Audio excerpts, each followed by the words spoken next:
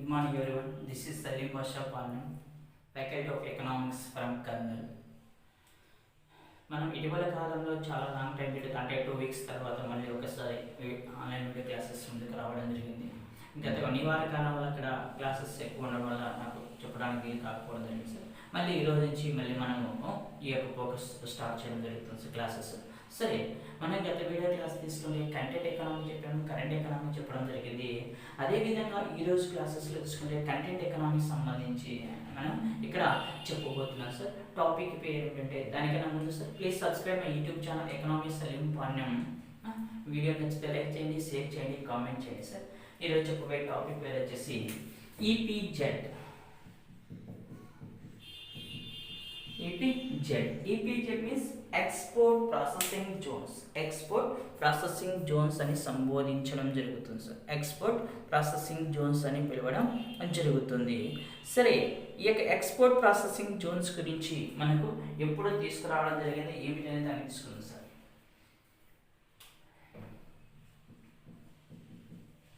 Export processing zone లేదా ఎగుమతుల ప్రోత్సాహక చట్టం. ఎగుమతుల ప్రోత్సాహక విధాన చట్టం అని కూడా సంబోధిస్తాం.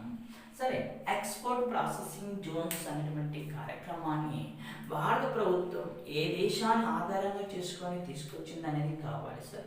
దానికన్నా ముందు తీసుకుంటే మనకి ఇంపార్టెంట్ పాయింట్ ఏమంటే అసలు ఎక్స్పోర్ట్ ప్రాసెసింగ్ జోన్స్ ఏర్పాటు చేయడానికి కారణం ఏమిటి అంటే ఏమిటంటే తీసుకోవడం జరుగుతుందంటే ఎగుమతులను ప్రోత్సహించడానికి సార్. ఎగుమతులను ప్రోత్సహించడానికి ముఖ్యంగా ఒక దేశంలో ఉత్పత్తి కాబడుతున్న వివిధ రకాల కమోడిటీస్ను లేదా ఆర్టికల్స్ లేదా వస్తువులను ఇతర దేశాలకు ఎగుమతి చేసి అంతర్జాతీయ మార్కెట్లో విస్తరించడానికి ఒక కారణం తీసుకోవచ్చు. అదేవిధంగా తీసుకుంటే ముఖ్యంగా మన భారతదేశం తీసుకుంటే భారతదేశంలో ఉత్పత్తి కాబడుతున్న వివిధ రకాల వస్తువులను వ్యవసాయ ఆధారిత మౌలిక వస్తువులు కావచ్చు, పారిశ్రామిక ఆధారిత మౌలిక వస్తువులు కావచ్చు, లేదా సేవారంగ మౌలిక వస్తువులు కావచ్చు, వీటినన్నింటినీ అంతర్జాతీయ మార్కెట్లో విస్తరించడానికి ఒక కారణం కావచ్చు. మరొకరు తీసుకుంటే ప్రైవేట్ ఇన్వెస్టర్స్ను, ప్రైవేటు రంగాలను ఇక్కడ ప్రోత్సహించడానికి, ప్రైవేట్ రంగాన్ని ప్రోత్సహించడానికి, అదేవిధంగా విదేశీ పెట్టుబడులను ఆకర్షించడానికి ఈ కార్యక్రమాన్ని తీసుకోవడం జరిగింది సార్. ప్రైవేట్ సెక్టార్స్ మరియు ఎఫ్డిఐలను ఆకర్షించడానికి ప్రైవేట్ కంపెనీస్ను మరియు ఎఫ్డిఐ ఫారెన్ డైరెక్ట్ ఇన్వెస్ట్ విదేశీ ప్రత్యక్ష పెట్టుబడులను ఆకర్షించి మన దేశంలో ఆర్థికంగా డెవలప్మెంట్ చేయడానికి, పారిశ్రామికంగా డెవలప్మెంట్ చేయడానికి ఈ యొక్క ముఖ్య ఉద్దేశంగా తీసుకోవచ్చు. సరే, ఈ కార్యక్రమాన్ని ఏ దేశం నుండి ఆధారంగా చేసుకొని ప్రవేశపెట్టింది అనేది మనకి చాలా ఇంపార్టెంట్ సార్.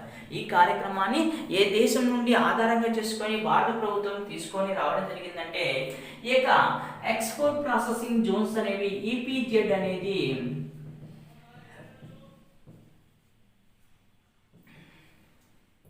ఇటలీ దేశాన్ని నమూనాగా తీసుకొని ఇటలీ దేశంలో ఎక్స్పోర్ట్ ప్రాసెసింగ్ జోన్స్ అనే కార్యక్రమం బాగా విజయవంతం కావడం వల్ల ఆ దేశాన్ని బేస్ చేసుకుని మన దేశంలో ఈ కార్యక్రమానికి నాంది పలకడం జరిగింది.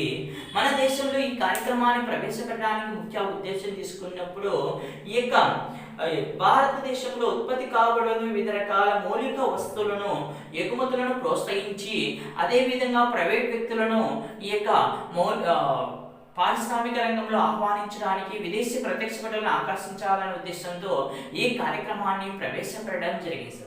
సరే, మనకి చాలా సార్లు అడిగే క్వశ్చన్ ఏం అడుగుతా అంటే ఇక్కడ అడిగే question most important group 2 level పెట్టి తీసుకుంటే ఆసియా ఖండంలో భారతదేశంలో అధునాత పద్ధతిలో ఏర్పాటు చేయబడినటువంటి మొట్టమొదటి ఎక్స్పోర్ట్ ప్రాసెసింగ్ జోన్ను ఏ సంవత్సరంలో ఎక్కడ ఏర్పాటు చేశారనే క్వశ్చన్ మనకి మేజర్గా అడిగేటువంటి క్వశ్చన్ సార్. ఏషియన్ కాంటినెంట్లోనే ఆసియా ఖండంలోనే మొట్టమొదటి ఎక్స్పోర్ట్ ప్రాసెసింగ్ జోన్ ఎక్కడ ఏర్పాటు చేశారంటే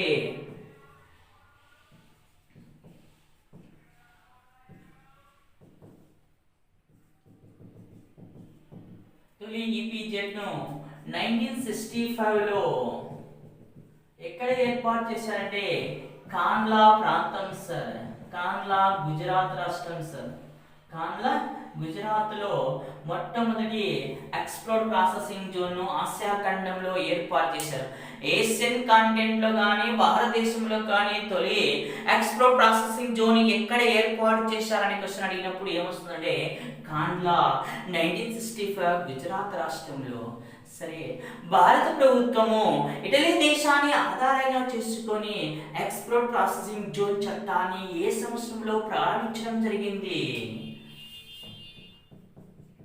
ఇండియన్ గవర్నమెంట్ ఈపీజెడ్ యాక్ట్ ను ఏ సంవత్సరంలో తీసుకొని వచ్చిందంటే 78-79 ఫైనాన్షియల్ లో ప్రారంభించడం జరిగింది. 78-79 ఫైనాన్షియల్ లో ఈ చట్టాన్ని ప్రారంభించడం జరిగింది. సరే, ఆసియా ఖండంలో మొట్టమొదటి అని చెప్తున్నాం, భారతదేశంలో మొదటిది అని చెప్తున్నాము.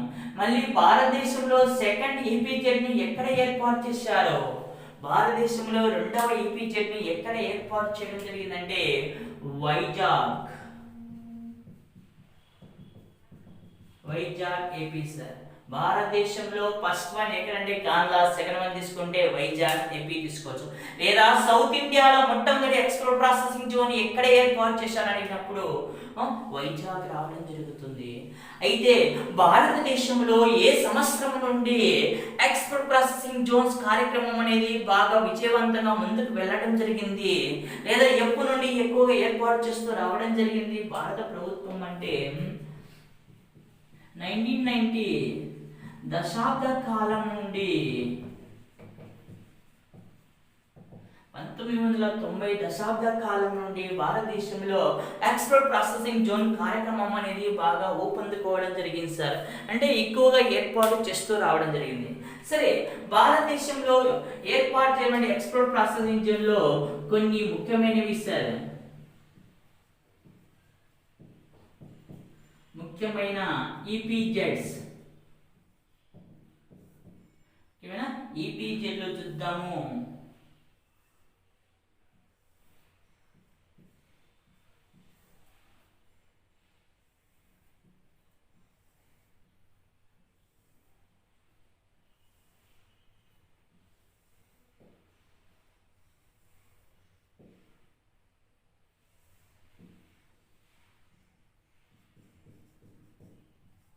Place and states. Place and state. First one తీసుకుంటే కాండ్లా,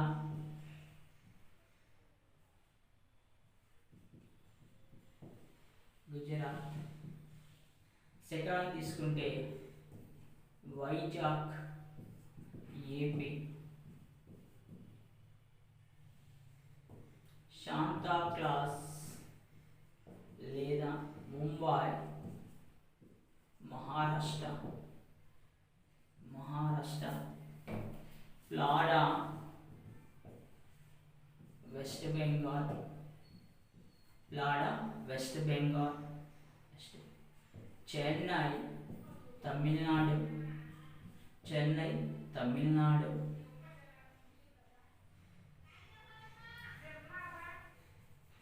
నోయిడా యూపీ. లా మెయిన్ పాయింట్లు తీసుకుంటే కొచ్చిన్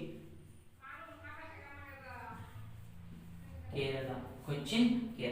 భారతదేశంలో ఏర్పాటు చేయబడిన ఎక్స్పోర్ట్ ప్రాసెసింగ్ జోన్లో ఇంపార్టెంట్ ప్రాసెసింగ్ జోన్ తీసుకుంటే మనకు మేజర్గా తీసుకుంటే Kandla Gujarat, Vizag AP, Santa Claus Mumbai Maharashtra, ప్లాడా west Bengal, Chennai Tamil Nadu, Noida Uttar Pradesh, Cochin Kerala రాష్ట్రంలో తీసుకోవచ్చు సార్.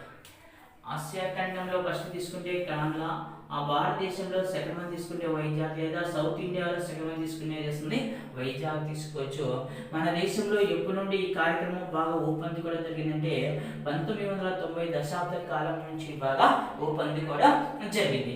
అదేవిధంగా మన భారతదేశంలో తీసుకున్నప్పుడు ఇక ఎక్స్పోర్ట్ ప్రాసెసింగ్ జోన్ కార్యక్రమం స్థానాన్ని బేస్ చేసుకొని తర్వాత కాలంలో తీసుకొచ్చినటువంటి కార్యక్రమం ఏం తీసుకోవచ్చు అంటే SEZ స్పెషల్ ఎకనామిక్ జోన్స్ అనే కార్యక్రమాన్ని ప్రవేశపెట్టడం జరిగింది.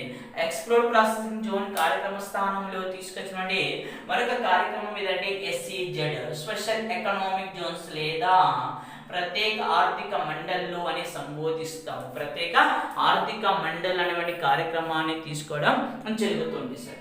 సరే, ఈ కార్యక్రమం గురించి నెక్స్ట్ వీడియో క్లాస్ లో చెప్తాను సార్.